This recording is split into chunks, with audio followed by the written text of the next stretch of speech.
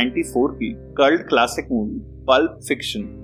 तो ये कहानी शुरू होती है अमेरिका के किसी शहर में एक डाइनर से, जहां हम एक कपल को ब्रेकफास्ट करते हुए देखते हैं जिनके नाम हैं पंपकिन और हनी बन। ये दोनों ही अनएम्प्लॉयड हैं और रॉबरीज करते हैं, जहां पंपकिन हनी बन से कहता है कि हमें किसी बैंक को लूटना चाहिए, पर वो उसे किसी लिकर शॉप को लूटने का आइडिया देती है। पर फिर ये दोनों डिसाइड करते हैं ये दोनों इसी डाइनर के कैश रजिस्टर और यहाँ बैठे सारे कस्टमर्स को लूटेंगे, जो ज्यादा इजी होगा। और दोनों एक दूसरे को किस करके अपने हथियार निकालते हैं और चिल्लाते हुए अनाउंस करते हैं कि ये एक रॉबरी है और कोई अपनी जगह से नहीं हिलेगा। पर यहाँ से एक कहानी कुछ घंटे पीछे जाती है और हमें आज सुबह का सीन दिखाया जाता है, जहाँ हम दो शूटर्स को अपनी कार में देखते हैं जिनके नाम हैं विंसेंट और जूल्स, जो शहर के सबसे खतरनाक गैंगस्टर वॉलेस के लिए काम करते हैं। और ये दोनों वॉलेस का कुछ खास सामान लेने कहीं जा रहे हैं। इन्हें ये पता होता है कि वॉलेस का सामान किसी खास ब्रीफकेस में कुछ लड़कों के पास है और ये दोनों उसी अपार्टमेंट बिल्डिंग में जाते हैं जहाँ वो लड़के होते हैं। मार्विन नाम का एक ब्लैक लड़का इन दोनों के लिए दरवाजा खोलता है और अंदर आने के बाद हम जूल्स के पागलपन को विटनेस करते हैं, जो उन लड़कों से मजाक में क्वेश्चंस पूछता है और सडनली सीरियस होके उन पे नाराज हो जाता है। और विंसेंट वॉलेस के उस ब्रीफकेस को ढूंढ निकालता है, जिसे खोलने पर उसे उसके अंदर से एक लाइट आती नजर आती है।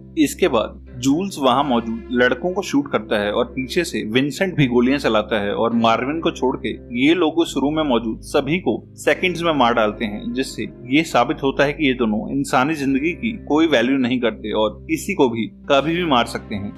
नेक्स्ट सीन में हम वॉलेस नाम के उस गैंगस्टर को देखते हैं जो अपने बेस्ट बॉक्सर बुच के साथ एक बार में बैठा है। बुच शहर का एक फेमस बॉक्सर होता है जो अपनी फाइट्स कभी नहीं हारता, इसलिए सब उस पे पैसे लगाते हैं। पर वॉलेस उससे कहता है कि कल रात मैंने तेरे ओपोनेंट पे लाखों डॉलर्स लगाए हैं, इसलिए सबको शॉक करते हुए कल की फाइट तुझे हारनी पड़ेगी। जो सुन के बुच खुश नहीं होता और तभी जूल्स और विंसेंट वॉलेस का वो ब्रीफकेस लेके उसके बार में आते हैं। इन दोनों ने किसी के पुराने कपड़े पहने होते हैं और ये दोनों अपने उन ब्लैक सूट्स में नहीं होते जिसमें हमने इन्हें थोड़ी देर पहले देखा था, जिसका मतलब उस अपार्टमेंट बिल्डिंग से ब्रीफकेस को यहाँ लाने तक जरूर इनके साथ कुछ हुआ है, जो हम आगे देखेंगे। बार में ये ड्रिंक्स ऑर्डर करते हैं और जूल्स वॉलेस को उसका ब्रीफकेस देने जाता है और बुच उसकी सीट पे आके बैठ जाता है। बुच का मूड खराब होता है और उसकी विंसेंट से बहस होने लगती है, जहां दोनों एक दूसरे को गालियां देते हैं। और विंसेंट बुच को इंसल्ट करने के बाद कहता है कि कभी मौका मिला तो मैं तुझे जरूर शूट करूंगा। जिसके बाद विंसेंट अपने बॉस वॉलेस से मिलता है, जो उसके कपड़ों का मजाक उड़ाता है और बुच नोटिस करता है कि विंसेंट वॉलेस का एक ट्रस्टेड और खास आदमी है। वॉलेस विंसेंट से कहता है कि आज मैं शहर से बाहर जा रहा हूँ और घर पर मेरी वाइफ मिया अकेली है, जो हर शाम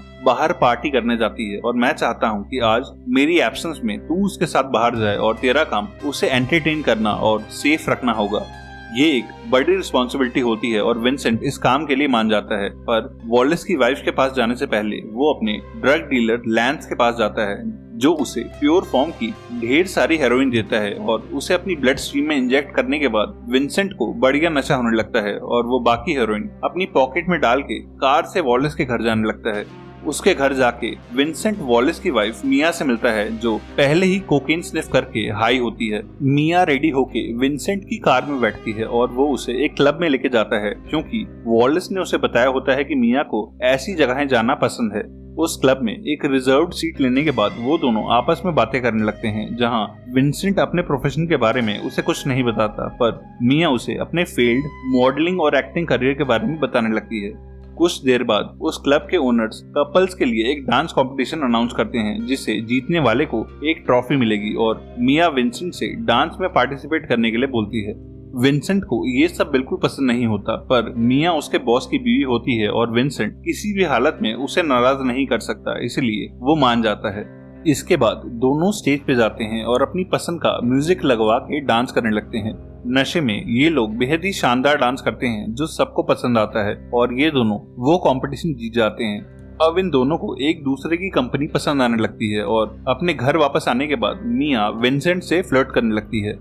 वो वॉशरूम में जाता है और मिरर के सामने खड़े होके सोचने लगता है कि उसे आगे क्या करना चाहिए, क्योंकि उसका मन मिया के और क्लोज आने का होता है, पर साथ में उसे ये डर भी होता है कि ऐसा करने पर क्या हो सकता है, क्योंकि वो वॉलेस की पत्नी है। तभी हम बाहर मिया को देखते हैं जो घर के ड्राइंग रूम में विंसेंट के वॉशरूम से आने का वेट कर रही होती है और उसने विंसेंट का वो कोट भी पहना होता है। उसे कोट की पॉकेट में से विंसेंट की वो हेरोइन मिलती है जिसे शाम को उसने इंजेक्शन से लिया था, पर मिया को लगता है कि ये कोकेन है और वो हमेशा की तरह उससे पाउडर की लाइन बना के उसे नाक से स्निफ कर लेती है और कुछ ही देर में उसकी नाक में से खून आने लगता है और वो जमीन पे गिर जाती है और उसके मुंह में से झाग भी बाहर आने लगता है। वॉशरूम से बाहर आके विंसेंट मिया की हालत देखता है और फौरन उसे अपनी कार में डाल के बाहर भागता है। वो मिया को लेके हॉस्पिटल नहीं जाता क्योंकि ड्रग्स की वजह से ये एक पुलिस केस बन सकता है जिसमें उसका और वॉलिस का नाम आ जाएगा और अगर मिया को कुछ हुआ तो वॉलिस विंसेंट के टुकड़े करवा देगा। इसलिए वो तुरंत लैंस को कॉल करता है जिसने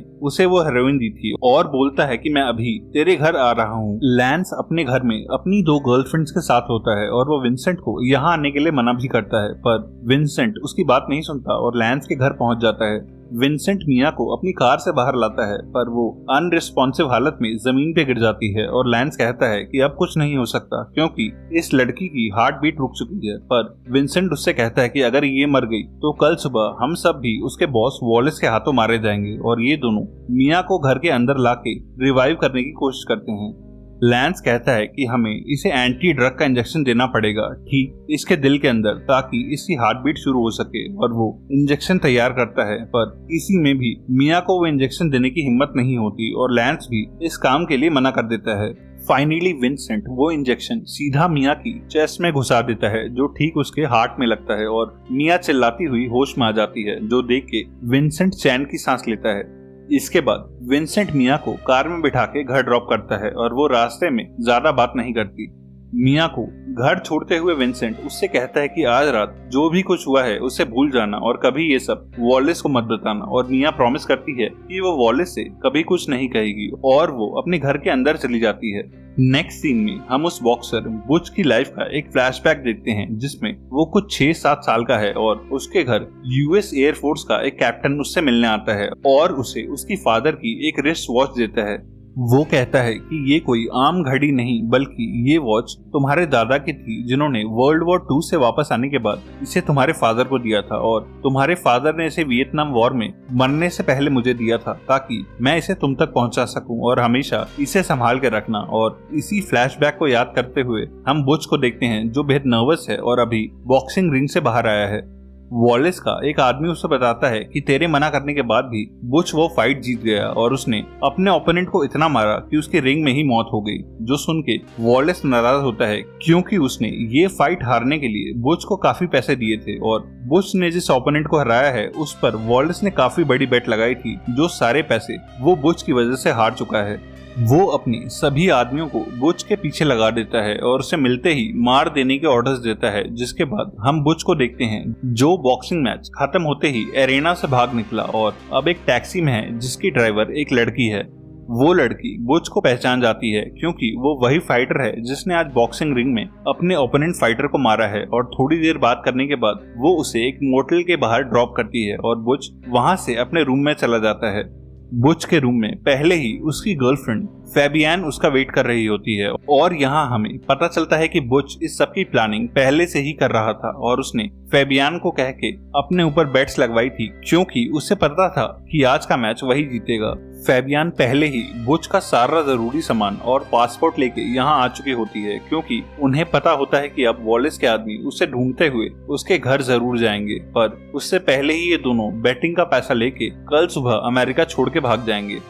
अगली सुबह जब बुच सो के उठता है तब वो रेस्टलेस सोने लगता है क्योंकि उसके सामान में उसके फादर की वो रिस्ट वॉच नहीं होती और फेबियन उसके सामान के साथ वो वॉच लाना भूल गई है। बुच के लिए वो घड़ी बेहद मायने रखती है और वो गुस्से में चीखने लगता है और अपने रूम का टीवी भी तोड़ डालता है। थोड़ा शांत होने के बाद बुच फेबियन से उसकी कार की चाबी मांगता है और कहता है कि मैं अपने घर जाके वो रिस्ट वॉच लेके आऊंगा क्योंकि उसके बिना मैं देश नहीं छोड़ सकता। वो फेबियन की कार से ड्राइव करते हुए अपने घर जाता है, ये जानते हुए भी कि वॉलिस के आदमी उसे ढूंढ रहे होंगे। उसे अपने घर के बाहर और आसपास वॉलेस का कोई आदमी नजर नहीं आता और वो छिपते हुए पीछे के दरवाजे से अपने अपार्टमेंट के अंदर आ जाता है और उसे अपने फादर की वो रिस्ट वॉच भी मिल जाती है। पर बाहर जाते हुए वो देखता है कि उसकी किचन की शेल्फ पे साइलेंसर लगी एक गन मशीन पड़ी है, जिसे देखते ही वो समझ जाता है कि उसके घर में इस वक्त कोई और भी है जो उसे मारने आया है और वो उस गन को उठा लेता है। तभी उसे वॉशरूम में से फ्लश की आवाज आती है, जो सुन के वो गन को वॉशरूम की तरफ पॉइंट करता है और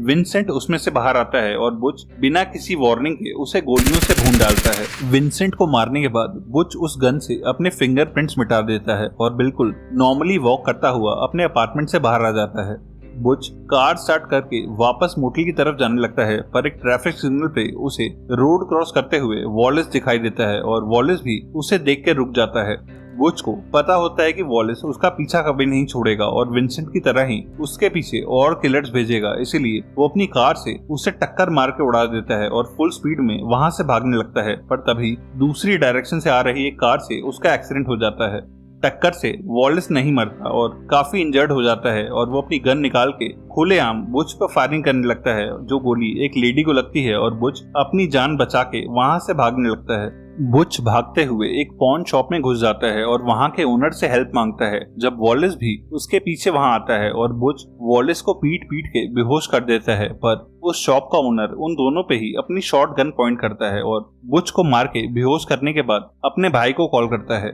वॉलेस और बुच की जब आंख खुलती है तब वो दोनों उस शॉप के नीचे बने एक बेसमेंट में चेयर से बंधे होते हैं और उस शॉप के ओनर ने अपने भाई को भी बुला लिया होता है, जो एक सिक्योरिटी गार्ड होता है। इन दोनों ने पहले से ही यहाँ एक आदमी को अजीब से कपड़ों में किसी जानवर की तरह चेनों से बांध के रखा होता है और अब ये रिवील होता है कि ये दोनों भाई साइको हैं, जो ऐसे ही लोगों को कैद करके उनके साथ अजीब हरकतें करते हैं और बाद में उन्हें मार डालते हैं। अब तक ये दोनों एक ही रूम में बंधे होते हैं, पर ये दोनों भाई वॉलेस को साथ वाले रूम में लेके जाते हैं, जहाँ ये दोनों बारी बारी से उसके साथ गलत करते हैं। बुच समझ जाता है कि वो दोनों उसके साथ भी यही करेंगे, इसीलिए वो किसी तरीके से अपने हाथ खोल लेता है और अपने सामने बंधे उस कैदी को मार के बेहोश कर देता है और वहां से भाग निकलता है। ऊपर आके जब बुच उस शॉप से बाहर निकल रहा होता है तब उसे वॉलेस के चीखने की आवाजें आती हैं। भले ही वॉलेस कुछ देर पहले उसे मारना चाहता था, पर अभी जो नीचे उसके साथ हो रहा होता है वो इनह्यूमन होता है और वो डिसाइड करता है कि वो वॉलेस को छोड़ के नहीं जाएगा। उसकी नजर उस शॉप में टंगी एक सामुराई तलवार पे पड़ती है और वो बिना आवाज करे उस तलवार के साथ वापस नीचे आता है। बुच धीरे से उस रूम का दरवाजा खोलता है जिसमें वॉलेस होता है और अंदर का नजारा देख के वो चौंक जाता है, क्योंकि उन दोनों में से एक वॉलेस को अब्यूज कर रहा होता है और बुच उस तलवार से उनमें से एक आदमी पे हमला करता है और इससे पहले कि वो दूसरे आदमी पे तलवार चलाए, वॉलेस उनसे छूट के एक शॉटगन से उसका प्राइवेट पार्ट उड़ा देता है। बुच वॉलेस से पूछता है कि क्या वो ठीक है, पर वॉलेस कहता है कि आज जो हुआ उसके बाद वो कभी ठीक नहीं हो पाएगा। वो बुच से कहता है कि ये आदमी अभी भी जिंदा है और मैं अपने पूरे गैंग को यहाँ बुलाने वाला हूँ, जो अब इसके साथ कुछ बेहद गलत करने वाले हैं, इसीलिए तू अब ये शहर छोड़ के भाग जा और तूने जो आज यहाँ देखा है इसके बारे में कभी किसी से कोई बात मत करियो और मैं प्रॉमिस करता हूँ कि आज के बाद मेरा कोई आदमी कभी तेरे पीछे नहीं आएगा। बुच वहां से बाहर आता है और बाहर खड़ी उन साइको भाइयों की एक बाइक लेके फुल स्पीड में वहां से निकल जाता है और मोटल पहुंच के फेबियान को नीचे बुलाता है। फेबियान उससे पूछती है कि मेरी कार कहाँ है, पर बुच कहता है कि मेरे पास कुछ भी समझाने का टाइम नहीं है और हमें इसी वक्त यहाँ से निकलना होगा, जिसके बाद वो दोनों बाइक से एयरपोर्ट के लिए निकल जाते हैं। अब ये कहानी एक दिन पीछे जाती है, जब विंसेंट जिंदा था और वो और जूल्स वॉलेस का वो सूटकेस लेने उस अपार्टमेंट में आए थे, जहां ब्रीफकेस मिलने के बाद इन्होंने कुछ लड़कों को मार डाला था। पर इन दोनों को नहीं पता होता कि उसी अपार्टमेंट के एक रूम में एक और लड़का रिवॉल्वर के साथ छुपा हुआ है और अपने साथियों के मरने के बाद वो बाहर आता है। वो लड़का बाहर आते ही रिवॉल्वर की सारी 6 गोलियां उन दोनों पे चलाता है, जिनमें से एक गोली भी उन्हें नहीं लगती, जो देख के वो पहले तो शॉक होते हैं और फिर उस लड़के को शूट करके मार देते हैं। यहाँ हम मार्विन नाम के उस ब्लैक लड़के को देखते हैं जिसे इन दोनों ने नहीं मारा, क्योंकि ये लड़का छुप के वॉलेस के लिए काम कर रहा था और इसी ने वॉलेस को इस जगह के बारे में इन्फॉर्म किया था। पर जूल्स का दिमाग इस वक्त आउट होता है और वो दीवार पे लगी गोलियों को देखता है और विंसेंट से कहता है कि इतने क्लोज रेंज से गोलियों से बचना एक चमत्कार है और मैंने चर्च में पढ़ा था कि ऐसे चमत्कारों को डिवाइन इंटरवेंशन कहते हैं, जिसका मतलब ये भगवान का दिया हुआ हमारा दूसरा जन्म है और हमें अब वॉयलेंस से दूर हो जाना चाहिए। विंसेंट और जूल्स मार्विन और उस ब्रीफकेस के साथ कार से वॉलिस के पास जाने लगते हैं और जूल्स ड्राइव करते हुए फिर वही बातें करने लगता है और कहता है कि मैं आज ये ब्रीफकेस वॉलिस को देने के बाद इस धंधे से रिटायर हो जाऊंगा, क्योंकि भगवान बार बार चमत्कार नहीं करते। पर विंसेंट को उसकी छोरी पे भरोसा नहीं होता और वो कहता है कि हमारा बचना कोई चमत्कार नहीं था। वो पीछे मुड़ के मार्विन से भी उसकी राय पूछता है, पर मार्विन से बात करते हुए वो भूल जाता है कि उसकी गन की मजल उसकी तरफ है और गलती से उससे गोली चल जाती है और मार्विन मारा जाता है। मार्विन का खून और उसके ब्रेन के टुकड़े पूरी गाड़ी में फैल जाते हैं और अब इन दोनों को कुछ समझ नहीं आ रहा होता, क्योंकि ऐसी खूनी हालत में और बैक सीट पे मार्विन की डेड बॉडी के साथ ये रोड पे ड्राइव नहीं कर सकते। पुलिस और विटनेसेस से बचने के लिए जूल्स अपने एक फ्रेंड जिमी के घर जाने लगता है, जो यहीं पास में रहता है, और ये जिमी के पार्किंग लॉट में अपनी कार खड़ी कर देते हैं। जिमी जूल्स के भरोसे का आदमी होता है, पर वो कहता है कि 1 घंटे में मेरी वाइफ अपनी नाइट शिफ्ट खत्म करके घर आएगी और उसके यहाँ आने से पहले तुम्हें वो कार और डेड बॉडी गायब करनी होगी, वरना वो पुलिस बुला लेगी। अब ये दोनों हेल्प के लिए वॉलिस को कॉल करते हैं और उसे सारी सिचुएशन समझाते हैं और वॉलिस इनकी हेल्प के लिए विंस्टन उर्फ वुल्फ नाम के एक आदमी को जिमी के घर भेजता है।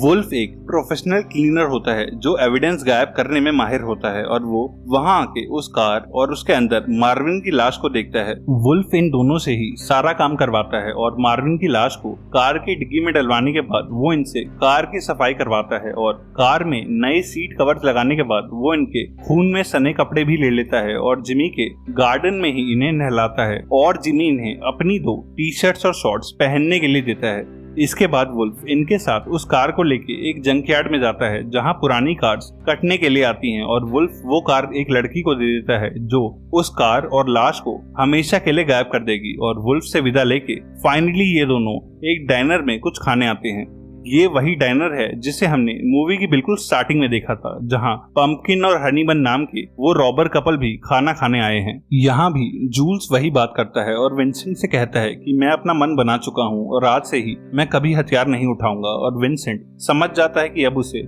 इस प्रोफेशन में कोई नया पार्टनर ढूंढना पड़ेगा और वो वॉशरूम चला जाता है। तभी पंपकिन और हनीबन चिल्लाते हुए सबको हथियार दिखाते हैं और कहते हैं कि वो इस डाइनर को लूट रहे हैं और जो भी उनके रास्ते में आएगा वो उसे शूट कर देंगे। सभी कस्टमर्स की तरह जूल्स भी चुपचाप अपना वॉलेट और सारा पैसा पंपकिन को दे देता है, पर पंपकिन जूल्स से वॉलिस का वो ब्रीफकेस भी मांगता है और जूल्स उसे समझाता है कि ये ब्रीफकेस किसका है और वो कौन है, पर उसके ना मानने पर वो अपनी गन निकाल के पंपकिन की गर्दन पे लगा देता है। विंसेंट भी वॉशरूम से बाहर आके हनी बन को गन पॉइंट पे ले लेता है और जूल्स पंपकिन को अपने सामने बिठाता है। वो कहता है कि तुम दोनों बेहद लकी हो, क्योंकि अगर हम किसी और दिन मिले होते तो अब तक तेरी और तेरी गर्लफ्रेंड की लाश जमीन पे पड़ी होती, पर आज से मैंने वॉयलेंस ना करने का फैसला लिया है, इसीलिए मैं तुम्हें जिंदा छोड़ रहा हूँ। और पंपकिन डर के मारे जूल्स का वॉलेट और कैश उसे वापस करने लगता है, पर वो कहता है कि अगर तुमने रॉबरी करी है तो उसे पूरा करो और सारा लूट का सामान लेके निकल जाओ। और पंपकिन अपनी गर्लफ्रेंड के साथ वो पैसा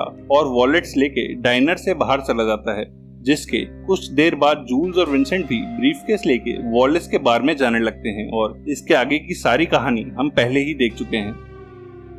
ऐसी ही एक और क्लासिक क्राइम मूवी के लिए लेफ्ट या राइट में दिख रही किसी भी वीडियो पे क्लिक करना। तब तक के लिए stay safe and keep watching thoughts in action.